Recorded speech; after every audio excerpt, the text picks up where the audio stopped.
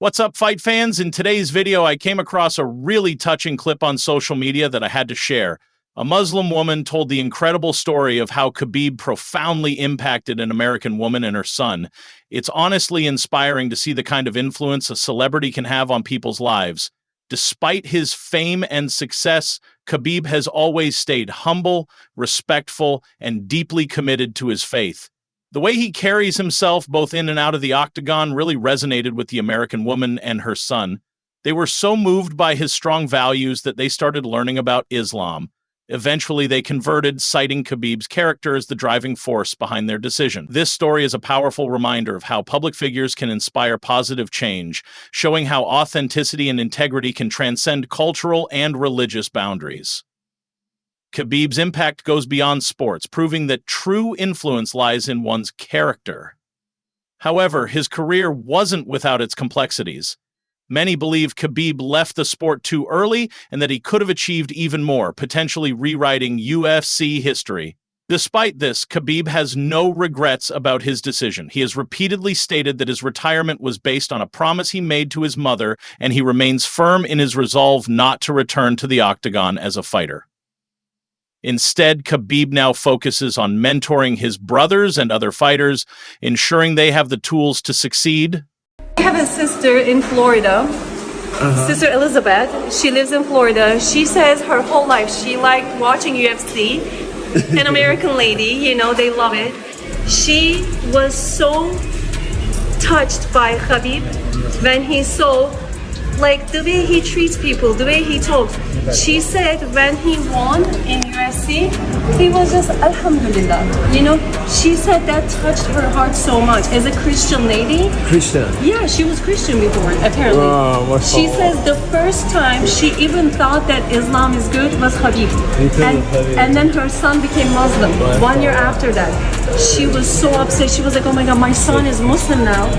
And then she researches and everything, she becomes Muslim 1 year after. But she says it all started with Khabib watching him in UFC fight. She says for the first time, she said, okay, these people are not terrorists. These people are good. Look at Khabib, he's the most gentleman, you know, subhanAllah. Alhamdulillah. And she... It's very fantastic because I have... I just got it too, subhanAllah. I will tell her to, inshallah, send you, and I will ask her to send her story, inshallah.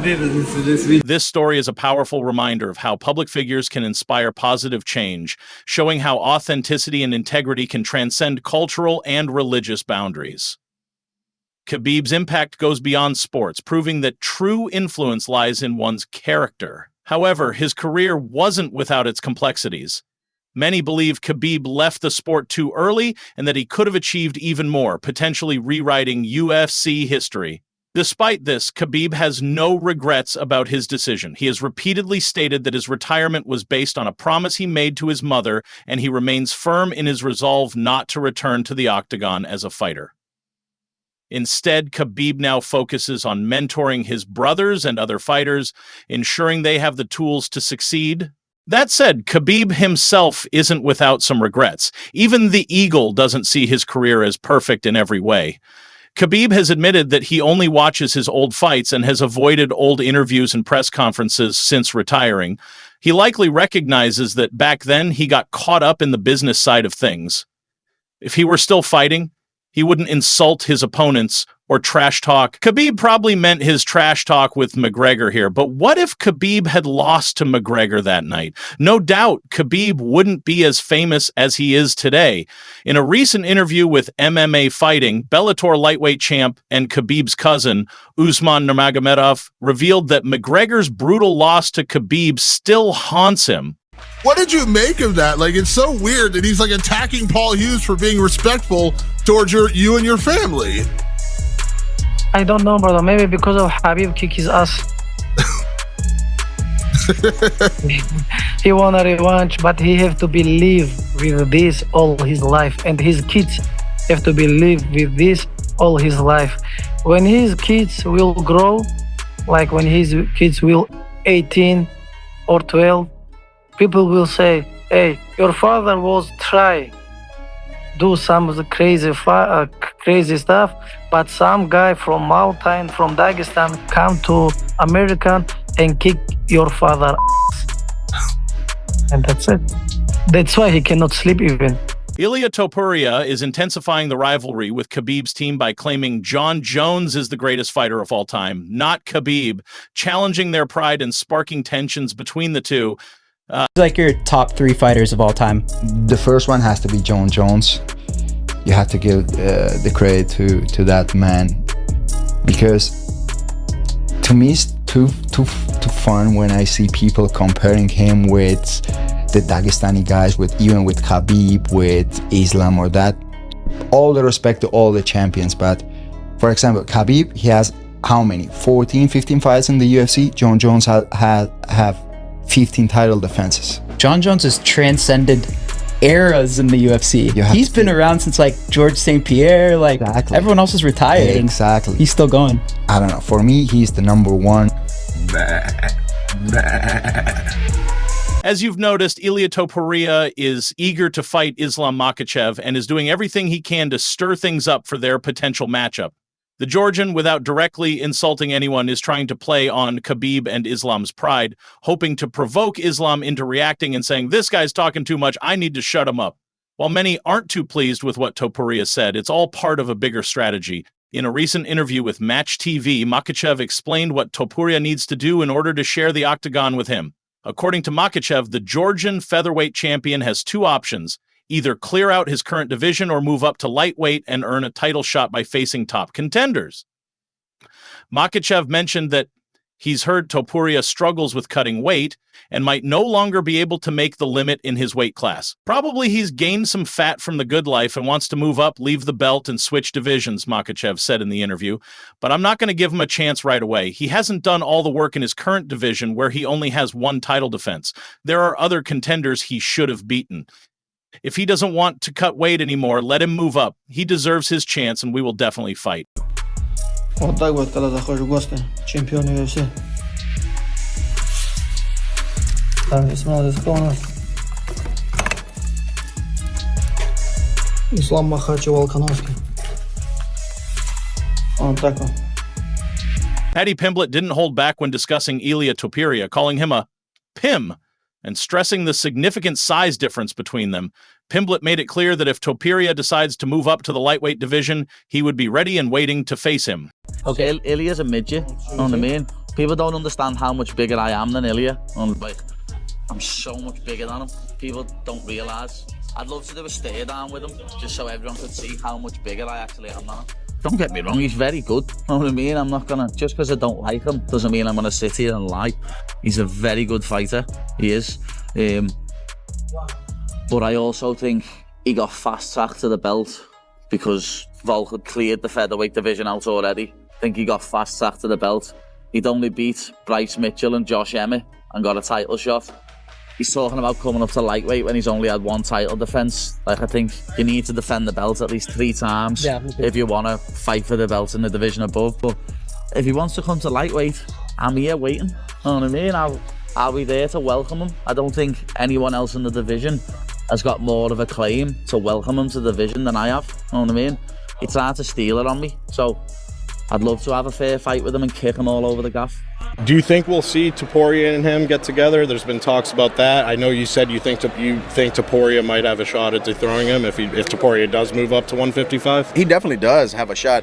Like I said to Shmo, like I think from 45 to 170, Topuria has the power and the skills to knock anybody out. His timing, his rhythm, his power is incredible.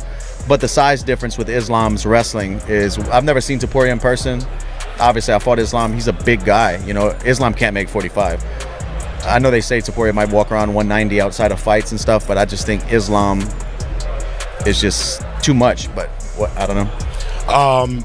But like I said, if Topuria does connect, he can put anybody out. I mean, he put Max up. We never thought we'd see Max get exactly. put up, right? Yeah. I hope Ilia goes up to 55. I don't care if he only defended the title one time. Henry, I have to agree with Joe Rogan. If he wants to move up 100%, I support it. Now, does he defeat someone like Islam Makhachev? Because people aren't paying attention of what Ilia Topuria is doing. He wants to be on that top spot, pound for pound. I think he's on top 3 right now, 100%. He knows this is his path to get there. Why not take off the pound for pound? So I support it. Let him try. And I'm having a joy watching Islam defend this title. Of course, make that shut up. If I had my choice, of course, Ilia fight Islam Makhachev. Do I believe Ilia could beat Islam? No. But if you ain't trying, the key is actually trying to attempt it. And if Ilia's able to go up a weight class, beat the pound for pound, then he automatically becomes the pound for pound. Well, you just said Islam will beat him. I would lean towards that too, but he's definitely gonna lose that fight. I can't say that because of the way he shocked us twice.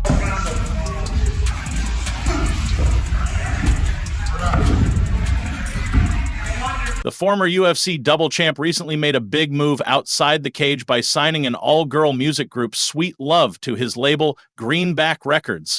Ladies and gentlemen, an amazing day for Greenback Records. I'm super proud and excited to announce the signing of the biggest girl band since the Spice Girls. Introducing Sweet Love. Woo! Over here, we have the beautiful Venice. Hey guys! We have the beautiful Honey. Hi! Gorgeous Jasmine. Hey! And gorgeous Maya. Hi! We have new music coming soon, real soon. Stay tuned and follow us on @SweetLove. Woo! Let's go, Sweet Love! Woo! Let's go, Greenback Records! Sweet Love to the top! It's a bold move, especially considering the Spice Girls were a global sensation, selling over 100 million CDs and shaping pop culture.